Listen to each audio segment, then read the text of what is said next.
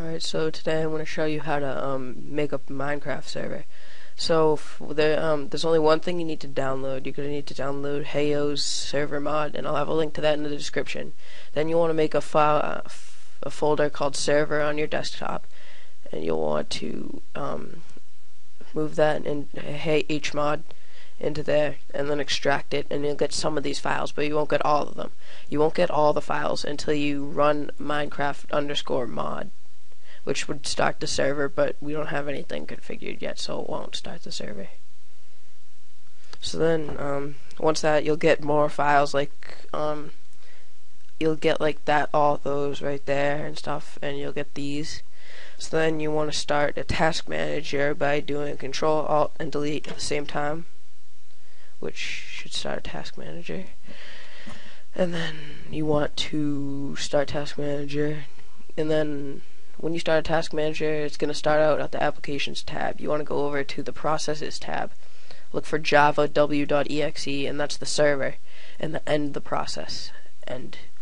So now that you have all of these files that you want, you can just open up like server properties.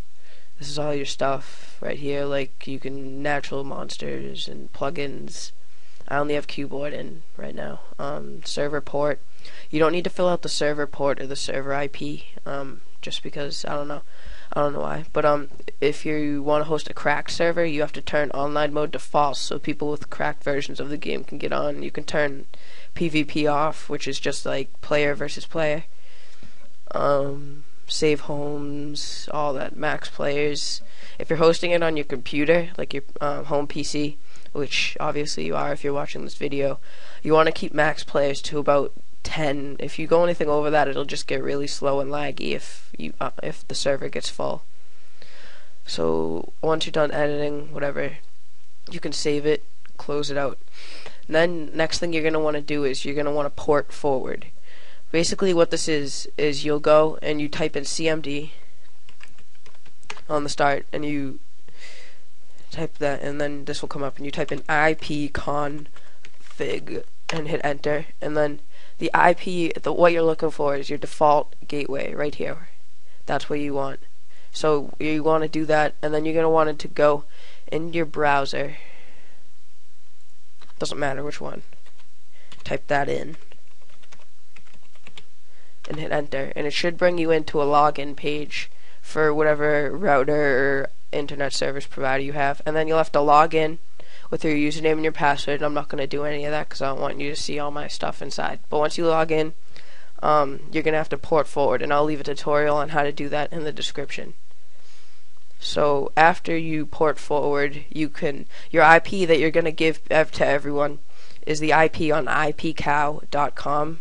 That's the IP you're going to give to people to connect to your server. So once you want to start your server up, you can just start Minecraft.mod. Nothing's going to pop up for it. It has no GUI.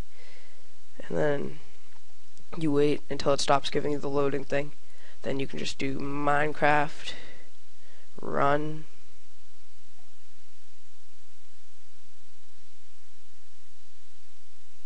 And then you want to sign in. Hopefully it works this time because it hasn't been signing in for me lately. Alright, that works. And then little loadout, whatever. And then for you to connect to your own server, you don't have to type your own IP in. You can just go to multiplayer and type in local host, and then you'll connect. But no one else can do that. They have to type in your IP that you got off ipcow.com. So as you can see, I already have stuff built for my server. It's lagging really bad right now because I'm recording and using up a lot of RAM, and my CPU's at 100%. So now I'll X this out. You can just hit escape button, disconnect. Okay, I'll X that out, and that's really all you need to do to host your own server. You can add plugins by downloading them and putting them in the plugins folder. You drag them in there, and then you open up your server properties thing, and you would do like under plugins, you do keyword plugin, and then you do a comma, space, and enter the name of the next plugin that you want it to do. And then if you don't know the commands for the plugins, you can just type it in on Google or anything.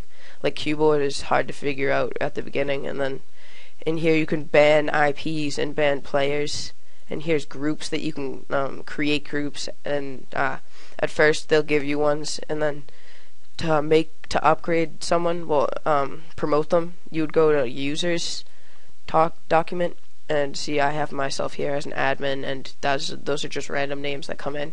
But when you want to add a user, promote them to an admin, you don't want to have that number sign like that. That's just so it won't actually. They just did that as an example, so it won't actually like work.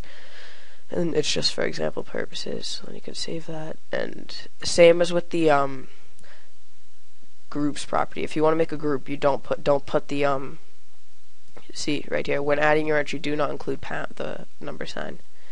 So basically, that's all you really need to know. Here's your world. It's saved. Whatever. Players, you can, I think here you can see, yeah, you can see the players that have joined in. So basically that's all you really need to know about starting a server. If you have any questions, you can leave a comment. Also, please rate and subscribe. Alright, thanks.